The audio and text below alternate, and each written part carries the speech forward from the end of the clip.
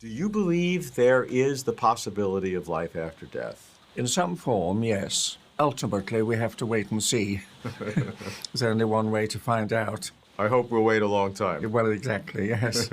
All of the great world faiths do believe that this life that we are now living is only a small part of our total existence.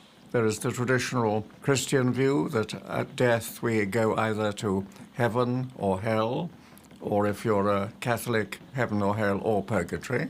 I find that very difficult to believe because I don't think that any of us are good enough to go to anything you would call heaven at the time of our death.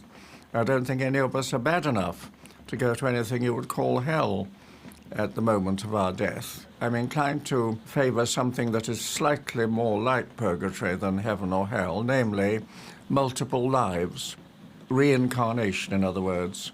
But I don't believe this in the traditional Western sense in which people discuss it, in which it is the present conscious self that lives again and may remember a previous life, but it is a deeper element within us.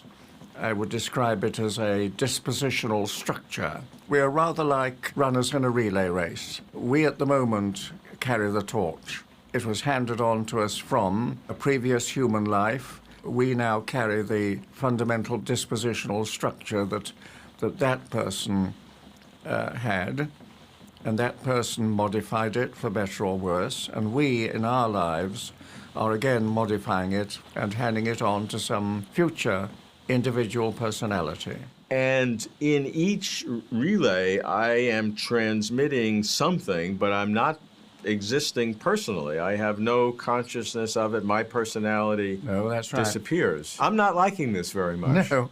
Well, this is something that actually all of the great religions teach. We have to become willing to give ourselves totally. In Christianity, you give yourselves to Christ, give yourself to God. In Islam, particularly in the Sufi tradition, you merge yourself in God.